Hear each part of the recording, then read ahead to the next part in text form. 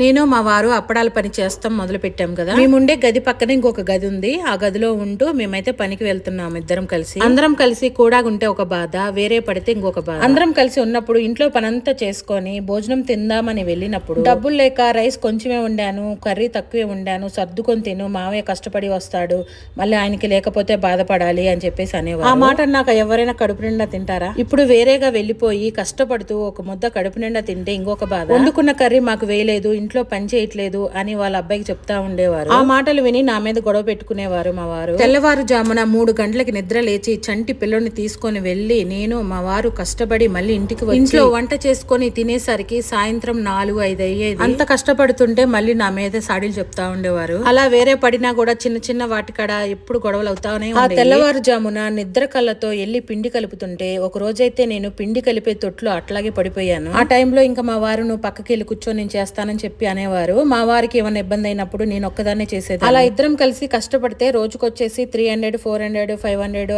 అలా కష్టపడి వచ్చే డబ్బుల్లో కొంచెం మేము ఖర్చు పెట్టుకొని కొన్ని డబ్బులు అయితే సేవ్ చేసాము. ఇంకా తర్వాత సేవ్ చేసిన మనీతో మా వారైతే లారీ కొన్నారు. ఆ లారీ ఎందుకు కొన్నారంటే అప్పడాల పని చేయటం చాలా కష్టం.